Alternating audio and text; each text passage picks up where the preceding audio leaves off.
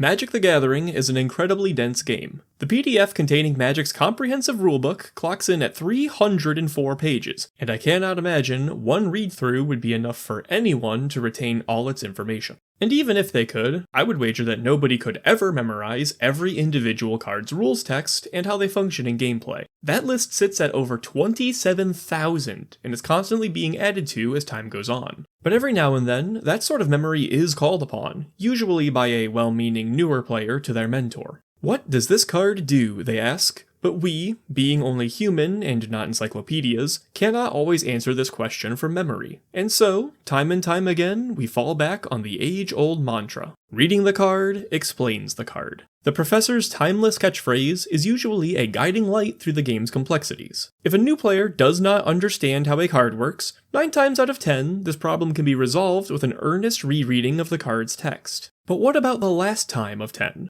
When the card's text not only does not describe what it does, but actively leads you astray by reading it. Today, I want to talk a bit about erratas, and the times that reading the card could never explain the card. Let's start by defining our term. What is an errata? For our purposes, let's say an errata is an official change to the rules text or type lines of a card, issued after its original printing. To anyone hearing about this phenomenon for the first time, it may shock you to learn that many of the cards you own or play don't actually read the same way as the text printed on the card. They have been updated. In order to find the most up-to-date text, you'll have to consult the Oracle, a document constructed by Wizards of the Coast to maintain the current official text of every card. The official public means of accessing the Oracle is through a site called Gatherer, but if you want something a bit more user-friendly, Scryfall will have the Oracle text as well. This Oracle text is the authority on what a card does, not the card's printed text. This obviously introduces a certain level of confusion. At any given time, there is a risk that, without knowing it, you may be playing a card wrong unless you've checked on its Oracle text. It's not horribly intrusive, but there's a certain mental cost incurred by doing this. So, for what reasons would WotC have to issue an errata? What do we get in return for this mental cost? Well, there's 3 major reasons. We'll do them in order from least to most intrusive. The first contributing factor to an errata is the gradual shifting of the game's language. Over time, the words we use to describe the game change, and generally become more streamlined. Longer sentences will sometimes condense into shorter phrases, or sometimes even single words. Take converted mana cost, for instance. This is a phrase used to refer to the total amount of mana it takes to cast a spell, regardless of color and type. This phrasing is pretty intuitive, but it takes up a bit of space on the card. With the release of Strixhaven, Magic streamlined this phrase into mana value. It refers to the same concept, but it's more concise in the text box. Not only have new cards begun using the term mana value, but older cards that were originally printed referring to converted mana cost have had an Oracle update to also say mana value. This brings them in line with modern terminology. Language updates don't only shorten ideas though, sometimes they expand and clarify them. Originally, the phrase casting cost sat where converted mana cost did. Cards like Viashino Heretic would deal damage equal to the casting cost of an artifact it destroyed. But casting cost as we understand it now includes the colors of a card. Let's say Viashino Heretic destroyed a wedding ring. Would he then deal 2 points of colorless damage and 2 points of white damage to its controller? Changing the wording to converted mana cost helped clear up this confusion. Another reason to issue an errata would be to fix a mistake in its wording. Wizards of the Coast is usually pretty good about making sure cards come off the assembly line formatted properly. When issues do occur, they're often balance issues with how that card interacts with other cards, rather than a quality issue contained in that single card. However, often is not the same as always, and every now and then something slips through the line with a couple of kinks. Zafai Thunder Conductor seems like an airtight card, properly referring to keywords like scry and magecraft without a hitch. It's a shame, then, that he has a tendency to forget his own name, as the original printing of Zafai's rules text refers to himself as Zafai Thunder Collector instead of Conductor. In Zafai's case, this was an obvious blemish, and changing it didn't alter the function of the card. This is not the case for all cards with mistaken text, as players of Edge of Eternity's draft know all too well. Diplomatic Relations was a card released in EOE, and on it, it says that target creature gets +1 power and vigilance. Then, it deals damage equal to its power to target creature an opponent controls. What you may have noticed is that this printing did not limit the original creature to one that you control. players started using this card in order to have their opponent's creatures punch themselves in the face, often letting diplomatic relations work without any setup. WotC later clarified that the card was being errated to read target creature you control, and that the previous printing was a mistake on their part. Although this update was issued to fix a mistake, it also caused a functional change with diplomatic relations. The fixed card is significantly less powerful as a result. Speaking of downgrading, the last major reason to errata a card is to adjust its power level. Sometimes, believe it or not, a card gets printed and it's a little too strong. I know, sounds ridiculous, but it's true. All joking aside, what you may actually not know, especially if you're a newer player, is that Wizards of the Coast used to frequently errata cards for the sole purpose of editing their strength. Instead of banning a card, they would sometimes alter its text for the sake of bringing it in line with what they originally expected. Take Basalt Monolith. When this thing came out, you could tap it in order to create 3 colorless mana. It would not untap during your upkeep, but you could pay 3 mana at any time to untap it manually. Ideally, it would function like a bank you could store mana in. However, in combination with anything that could reduce the cost to activate its untap ability or increase the amount of mana it produced, this thing would immediately print infinite mana. Pair that with virtually any mana sink, and you win the game on the spot. Likely due to the ability of Power Artifact to enable this, Wizards of the Coast decided to make a change. But it wasn't to ban Basalt Monolith. No. It was to issue an errata that prevented Basalt Monolith from being able to untap itself. This was a textbook example of power level errata, and because of it, we can all rejoice in a world where Basalt Monolith no longer goes, wait a second.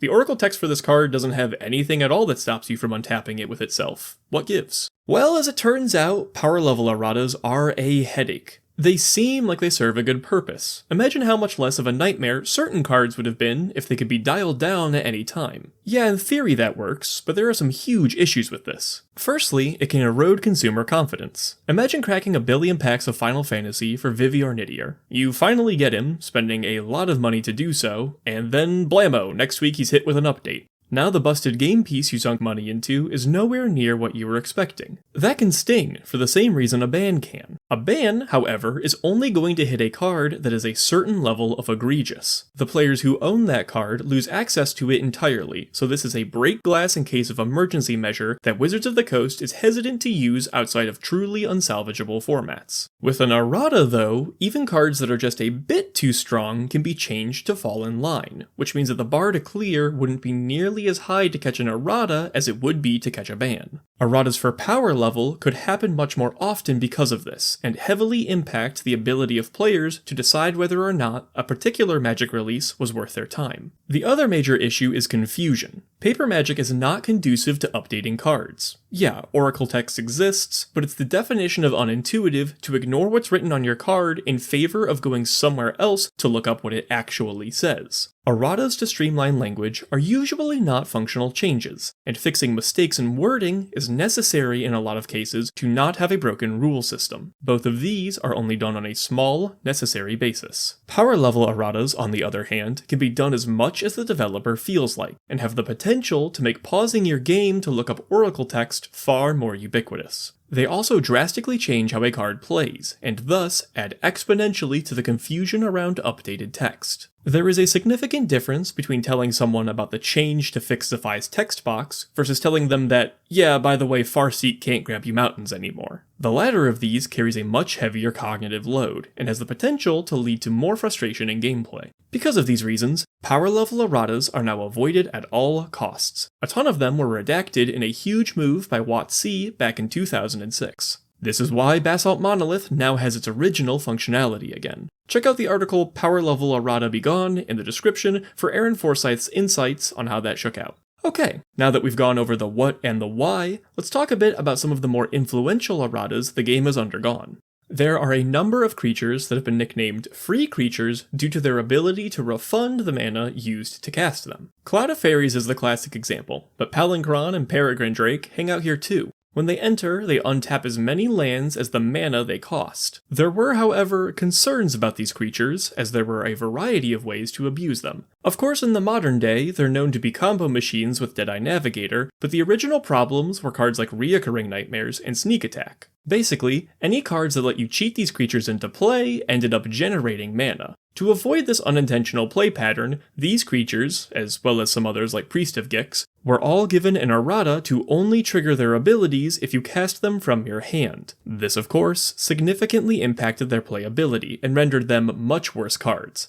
Years later, this change was reverted in the big power level errata undoing of 2006. Next up, we have the tapped artifact errata. Once upon a time, continuous effects on artifacts used to not take place if the artifact in question was tapped. The game had a built-in shutoff mechanic, but this was not usually represented in the text box of these artifacts. WotC decided that this rule being implied rather than stated on the cards was altogether too confusing. They issued a change for artifacts to no longer have this rule. However, to preserve the functionality of some cards, erratas were given out on an individual basis to remove effects of some continuous artifacts when they were tapped. Winter Orb, Static Orb, and Howling Mine received these changes. These three cards diverge, however, as while with Howling Mine and Static Orb, they received reprints on physical cards with a new shutoff rule. Winter Orb did not. This change existed for Winter Orb only in Oracle text. Eventually, when Wizards of the Coast went around removing erratas, Static Orb and Howling Mine retained their new lines, while Winter Orb was reverted back to how it was worded in the original printing. This made a lot of sense, as at this point there were more copies of Howling and Static in circulation with the new line than without, whereas with Winter, all it required was another update to the Oracle text. This next one is a lot. Time Vault has a long and storied history, probably worthy of its own video, but let's talk about it in brief. Originally, it had a wording issue that caused confusion with its untapping. Were you supposed to only skip a turn in order to untap it, or did it untapping due to any effect force you to skip your next turn? Time Vault got a wording update to clarify that it functioned in the former way. In April of 1996, Time Vault was issued an errata to change the way its ability worked. Originally, you just had to tap it and you'd get an extra turn. The only way on the card to untap it is to skip your next turn, but this is magic. We have plenty of cheap ways to untap something against its will. As long as you had a reusable way to untap it each turn, you could take infinite turns in a row. To combat this, the Vault was given an errata to require you to additionally spend a time counter to get this effect, which you could only gain by skipping a turn. This wording change made Time Vault basically unplayable, but it opened up a situation where you could untap it as many times as you'd like. Flame Fusillade made use of this. You could untap Time Vault infinite times and re-tap it for damage, skipping a bunch of turns you had never planned to take. The next errata fixed this by making it untap during your regular untap step only if you skip that turn. Eventually, though, the community got WotC to cave, and the original version of Time Vault was restored. Since then, Time Vault's been the poster child for the problems with power level erratas, and I'm glad it finally found its place.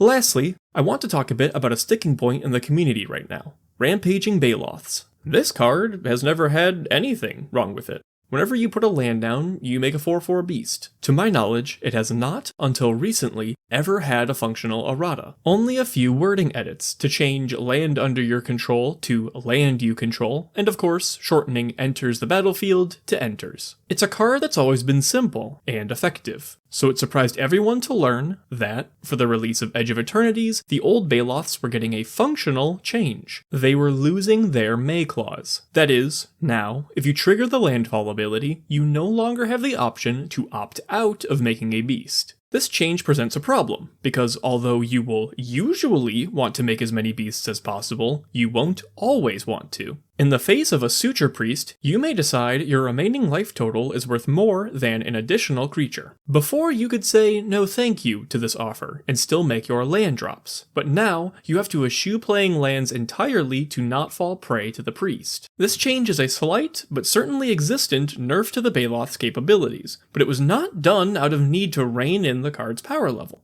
This may be the first of a new category of erratas altogether, a convenience errata. You see, the idea is that this change was probably done in order to streamline gameplay on the online component of Magic Arena. In Arena, every time the Baloths trigger, you have to select whether or not you would like to make a 4/4. This is slightly annoying, but instead of changing the client to have an accept every time feature, WotC decided to alter the function of the card to stop this from being an inconvenience. I dislike this. If this is true, and it's the reason behind the change, then that means Wizards of the Coast is willing to not only change cards in the design process to have the Arena client in mind, but also mess with previously existing cards to cater to Arena further. There was probably less uproar around Arena's launch than there would have been had we known about this willingness to impact paper formats on its behalf. Hopefully, this does not continue. But I'm a bit of a cynic, so I wouldn't be surprised if we were to move into an era of more convenience erratas.